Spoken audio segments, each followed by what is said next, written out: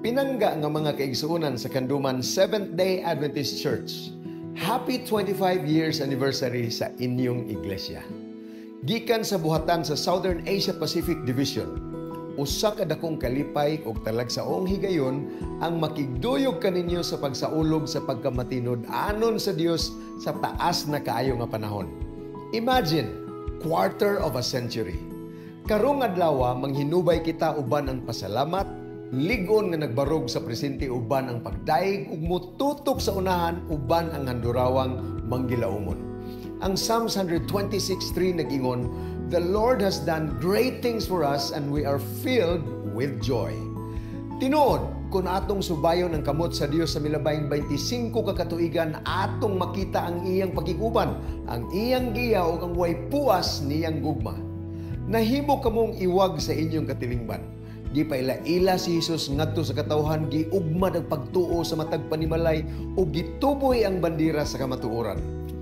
Bisan og daghang mga hagit ang inyong giagian, inyong napamatud-an nga ang Dios nagpabiling matinud-anon latas sa inyong mga kalisdanan. Matud pa ni Jeremiah sa Lamentations 3:22 ug 23, "Because of the Lord's great love, we are not consumed, for His compassions never fail. They are new every morning. Great is your faithfulness." Let me also take this moment to congratulate your media ministry team. Unom na katuig sa pagmantala sa maayong balita gamit ang teknolohiya. Ang inyong mga paningkamot naghatod og walay hunong nga kadasig latas sa mga utlanan sa inyong iglesia.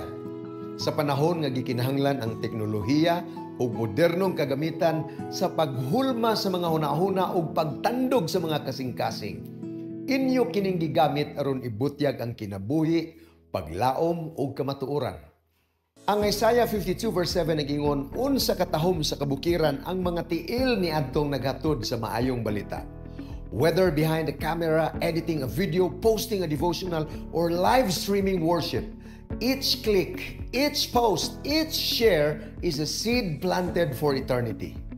Inyong gituman ang mandato sa Ebanghelyo pinaagi sa talagsaong kasangkapan nga inubanan sa Espiritu. Apan karon, nagpadayon pa ang panaw. Kini nga selebrasyon dili pagsaulog sa katapusan kundi ang paglayat ngadto sa usa ka bag-o nga yugto. Magdinasigay kita sa pulong sa Galatians 6:9, "Let us not become weary in doing good, for at the proper time we will reap a harvest if we do not give up." Padayon sa inyong panaghiusa. Kanunaya ang paghamtong diha sa iyang pulong. Padayon na ang kainiton alang sa Dios nung tahas. Ayaw kalimti ang pulong ni Jesus sa Matthew 24:14 o kining ebanghelyo sa gingharian igamantala ngadto sa kinatumyan sa kalibutan, ingon nga pamatuod sa tanang kanasuran ug unya moabot na ang katapusan. Sa tanang mga kaigsuonan, mga pangulo ug mga pastors, past and present sa Kanduman Seventh-day Adventist Church, the best is yet to come. Keep preaching, keep reaching, and keep shining. May the next 25 years be even more fruitful for God's kingdom. Congratulations once again, and to God be all the glory.